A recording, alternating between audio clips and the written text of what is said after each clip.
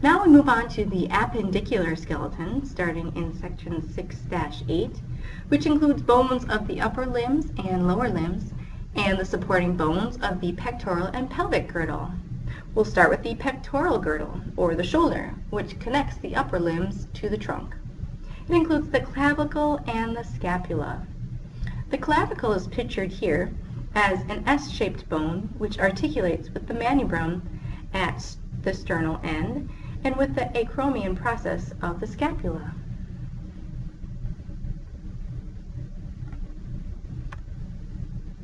The scapula is a broad triangular bone with superior, medial, and lateral borders. The three tips are superior, inferior, and lateral angles.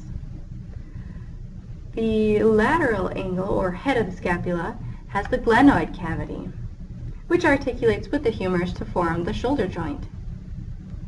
The subscapular fossa is a depression on the anterior surface where the subscapularis muscle is attached. Again, that is the anterior view. The coracoid process found on each view here is the smaller of the two processes. Posterior and larger is the acromion process, seen on every view here. The acromion process articulates with the distal end of the clavicle. We also have the scapular spine on the lateral and posterior view. The scapular spine divides the scapula into the supraspinous fossa and the infraspinous fossa. The upper limb contains the bones of the arm, the humerus, proximal area of the limb from the scapula to the elbow, and it contains the bones of the forearm, the radius and ulna. It contains the bones of the wrist and hand as well, which include the carpals, metacarpals, and phalanges. Pictured here is the humerus. Proximally, the round head articulates with the scapula. The greater tubercle is a rounded projection on a lateral surface of the head, and the lesser tubercle lies anteriorly. It is separated from the greater tubercle by the intertubercular groove. The proximal shaft is rounded with the deltoid tuberosity along the lateral border. Distally, the medial and lateral epicondyles project to either side. Smooth condyles articulate with the radius and ulna. Medial and trochlear extend from the coronoid fossa to the olecranon fossa. The capitum forms the lateral region of the condyle, and the shallow radial fossa is proximal to the capitum. The radius and the ulna here. Radius and ulna. On the ulna, the olecranon process of the ulna is the point of the elbow. The trochlear notch articulates with the trochlea of the humerus, and that's one of my little tricks for remembering which of these bones is the ulna and which is the radius. The trochlear notch makes a nice U shape for ulna. The coronoid process forms the inferior lip of the trochlear notch.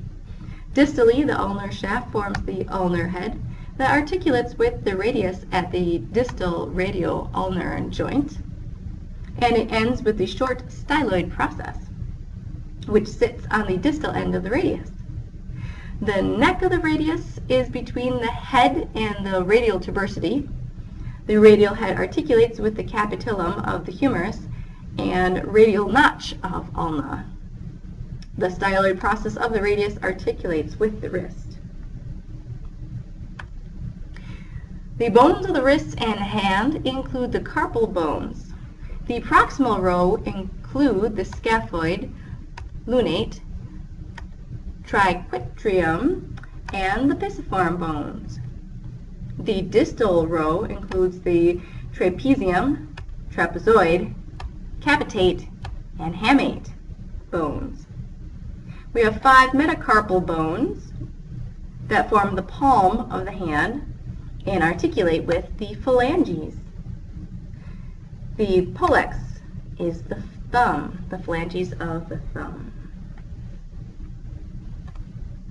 Let's move our focus inferiorly to the pelvic girdle now, which articulates with the thigh bones or femurs at the acetabulum. More massive than the pectoral girdle, and this pelvic girdle is firmly attached to the axial skeleton. It consists of two large hip bones or coxal bones, each a fusion of three bones, the ilium, the ischium, and the pubis, and the hips articulate with the sacrum at the sacroiliac joints.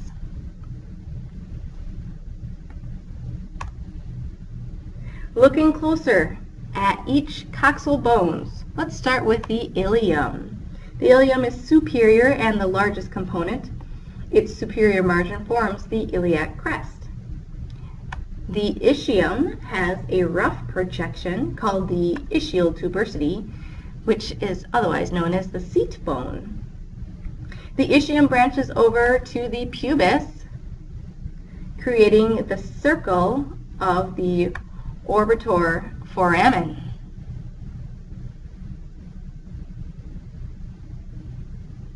Pubic bones articulate at the pubic symphysis, and the term pelvis consists of the hip bones, the sacrum, and the coccyx.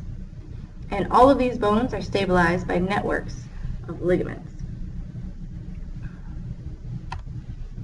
The differences in the characteristics of the male versus the female pelvis can be seen in this picture. In females, on your right, in females, the pelvis is better suited for pregnancy and delivery. Females have a broader lower pelvis and a larger pelvic outlet and a broader pubic angle. The lower limb contains the bones of the thigh. The femur is the longest bone in the body, and it also contains the patella or the kneecap. The lower limb contains the bones of the tibia and the fibula, and it contains the bones of the ankle and foot. So let's start with the femur. First, you have the articular surface of the head of the femur, the greater trochanter and the lesser trochanters that extend laterally from the neck or the shaft.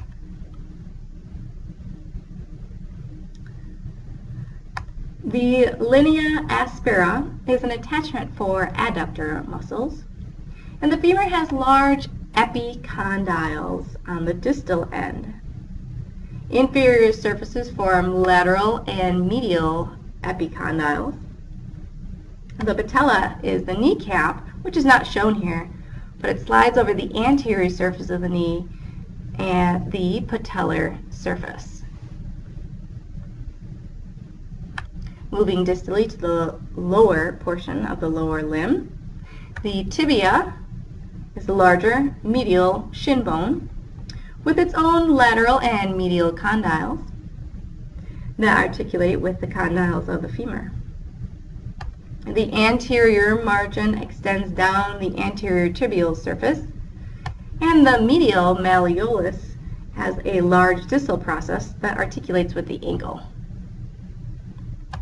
The fibula runs parallel and lateral to the tibia, and the head articulates with the tibia inferior to the lateral tibial condyle. The lateral malleolus is distal, and it is on the fibula. The interosseous membrane connects the tibia and the fibula. The bones of the ankle and the foot are on this slide. We have 7 ankle or tarsal bones, which include the largest, the talus, which articulates with the tibia and fibula at the trochlea of the talus. The calcaneus, or the heel bone, is just inferior to the talus.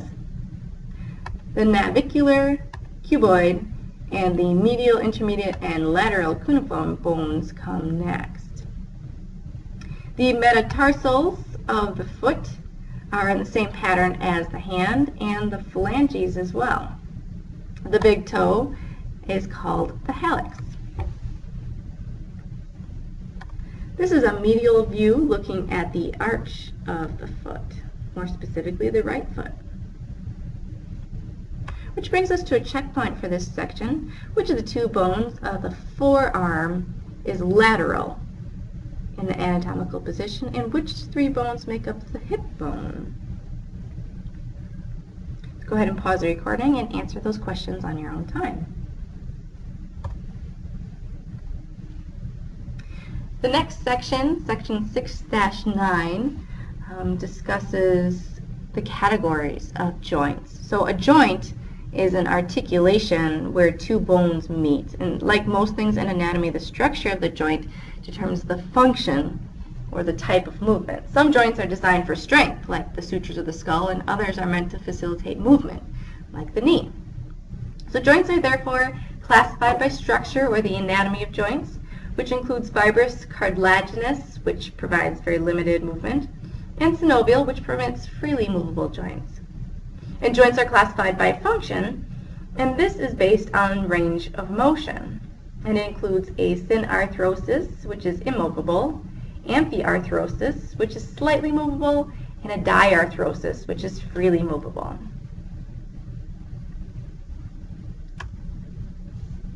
Synarthroses are bony edges that are close together and typically interlock. These can be fibrous or cartilaginous. And two examples are the sutures, the gump ophis, and the synchondrosis. So sutures, like those found in the skull, connect with dense connective tissue, and they are very, very tight, typically very, very little movement at all. Gomphosis is a ligament that binds each tooth into the socket of the skull. A rigid cartilaginous connection is called a synchondrosis. For example, between the first pair of ribs and the sternum is a synchondrosis, pictured here.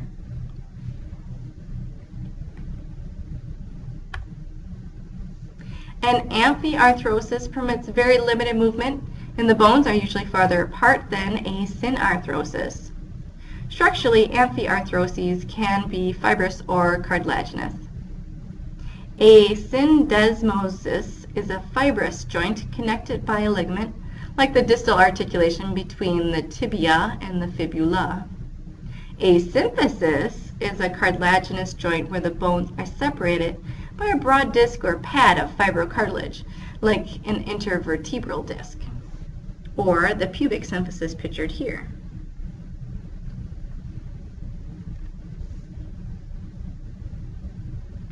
Diarthroses, or synovial joints, have a wide range of motion.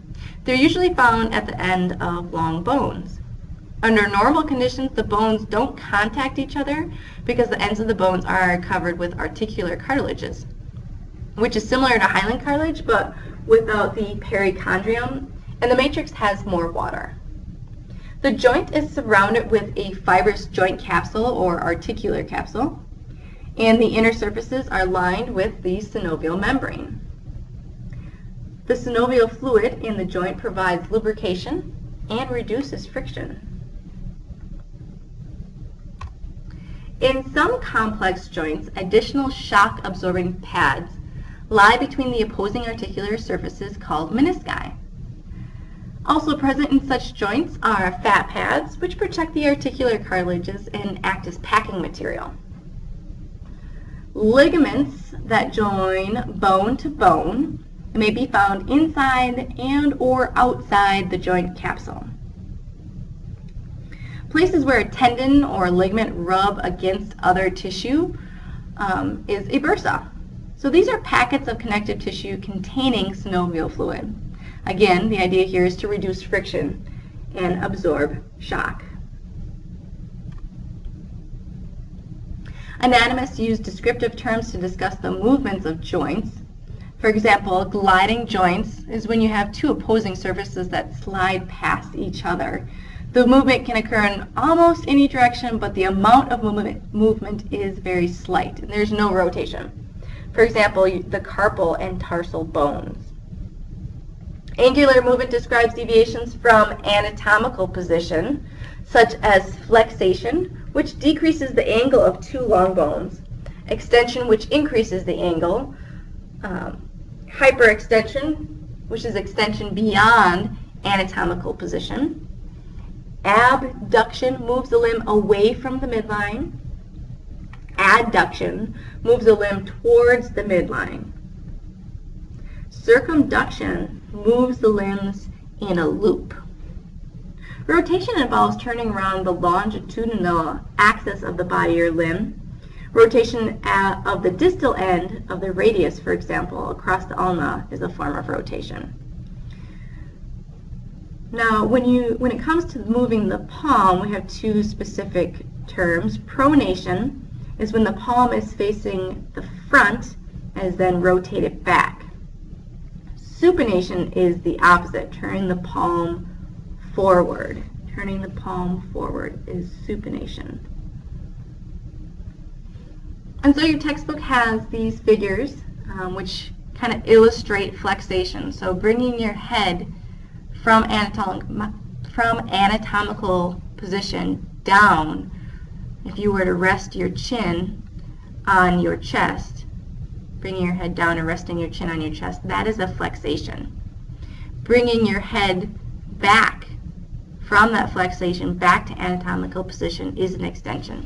If you were to continue to point your chin up towards the ceiling, that would be a hyperextension.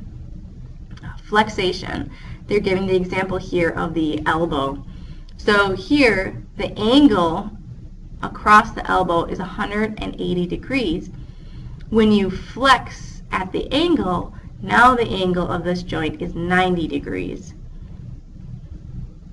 Similarly, when you are going to increase the angle of that joint from the flexation and returning, if you return this joint back to anatomical position, if you lower your hand, now we've increased the angle to 180, and that is an example of extension.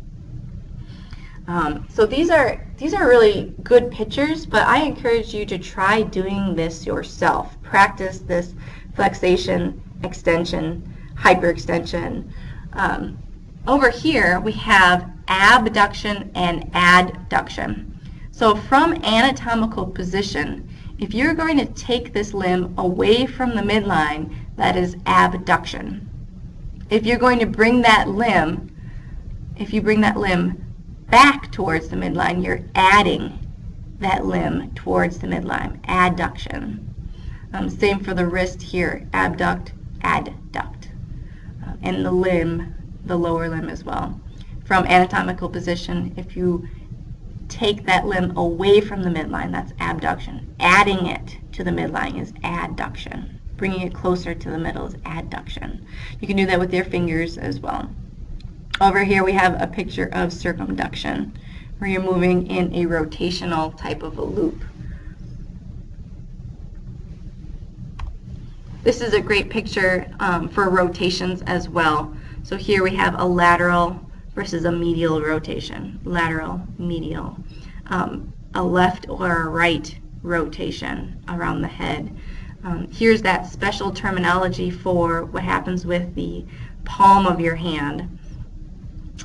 If you're going to flip your hand out of anatomical position so that the back of your hand is facing forward, that's a pronation. If you roll your hand back to anatomical position, that's a supination, so that your palm is facing forward. From pronation to supination, palm facing forward. And so a few more special movements here. Some inversion is going to describe the movement of your foot if you're going to point your toe towards the midline. If you point your toe away from the midline, that's an eversion.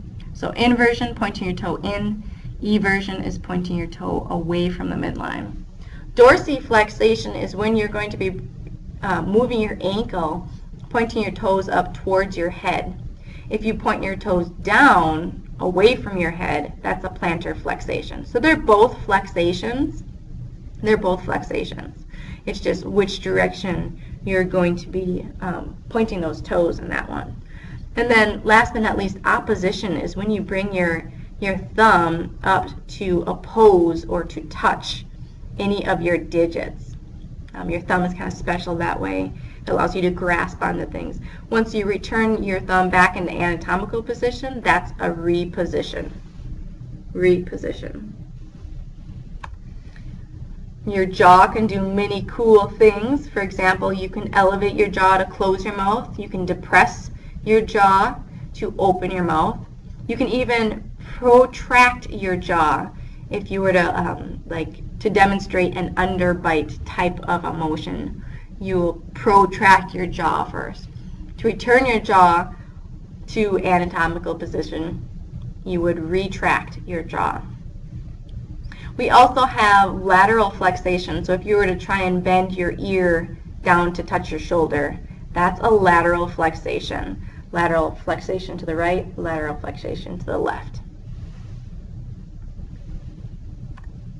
So based on the shapes of articulating surfaces, each joint permits a different type and range of motion. Gliding joints, for example, the first one that's listed here. I like this figure because it has an example of where you could find one of these joints in the human body, and then a very simplified mechanical drawing of that joint.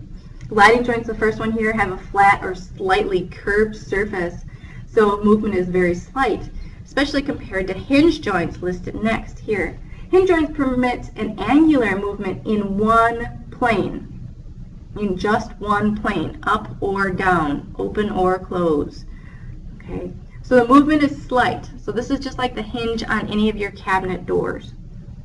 Pivot joints down here, pivot joints like what you have between the atlas and the axis.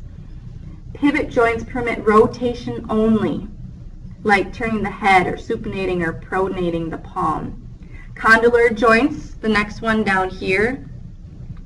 Condylar joints occur where an oval surface nests with a depression on the other bone. This will allow for angular motion in two planes along or across the length of an oval. Saddle joints, the next one here. Saddle joints.